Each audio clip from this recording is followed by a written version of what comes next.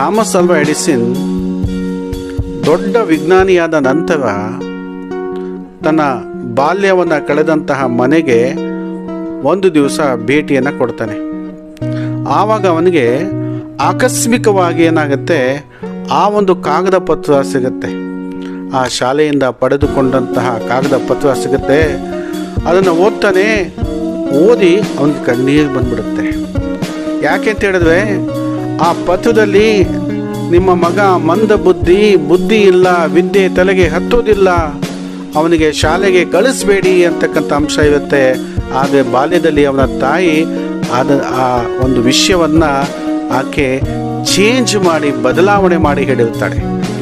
ಅವಳು ಏನು ಹೇಳಿರ್ತಾಳೆ ಅಂತ ಹೇಳಿದ್ರೆ, ನೀನು ತುಂಬ ಬುದ್ಧಿವಂತ, ನಿನಗೆ ಶಾಲೆಗೆ ಹೋಗುವಂಥ ಅವಶ್ಯಕತೆ ಇಲ್ಲ, ನಾನೇ ಪಾಠ ಮಾಡಬೇಕಂತೆ, ಅದಕ್ಕೆ ನೀನು ಶಾಲೆಗೆ ಹೋಗಬೇಡ, ನಾನೇ ಮನೇಲಿ ಪಾಠ ಮಾಡ್ತೀನಿ ಅಂತಕ್ಕಂಥ ಅಂಶವನ್ನು ಆಕೆ ಹೇಳಿರ್ತಾಳೆ. ಆವಾಗ ನೆನಪು ಮಾಡ್ಕೊಳ್ತಾನೆ ತನ್ನ ತಾಯಿಗೆ, ನನ್ನ ತಾಯಿ ಆವತ್ತು ಅಂತಹ ಒಂದು ಮೋಟಿವೇಶನನ್ನು ಕೊಡದಲ್ಲಿದ್ದಿದ್ವೆ ನಾನು ದೊಡ್ಡ ವಿಜ್ಞಾನಿ ಆಗೋದಕ್ಕೆ ಸಾಧ್ಯ ಆಗ್ತಿರ್ಲಿಲ್ಲ, ಇಷ್ಟೊಂದು ಸಾಧನೆ ಮಾಡೋದಕ್ಕೆ ಆಗ್ತಿರ್ಲಿಲ್ಲ ಅಂತ ಅಂದ್ಕೊಳ್ತಾನೆ. ಆವಾಗ ಅವನಿಗೆ ಗೊತ್ತಾಗುತ್ತೆ, ನನ್ನ ಜೀವನದಲ್ಲಿ ದ ಬೆಸ್ಟ್ ಮೋಟಿವೇಟರ್ ಅಂತ ಹೇಳಿದ್ರೆ ನನ್ನ ತಾಯಿ ಅಂತಕ್ಕಂಥದ್ದು ಗೊತ್ತಾಗುತ್ತೆ. ಆ ದಿನ ನನ್ನ ತಾಯಿ ಏನಾದರೂ ನನಗೆ ಮೋಟಿವೇಶನ್ ಮಾಡದಲ್ಲಿದ್ದಿದ್ವೆ ನಾನು ಈ ಒಂದು ದೊಡ್ಡ ಸಾಧನೆಯನ್ನು ಮಾಡೋದಕ್ಕೆ ಸಾಧ್ಯ ಆಗ್ತಿರ್ಲಿಲ್ಲ ಅಂತ ಯೋಚನೆ ಮಾಡ್ತಾನೆ.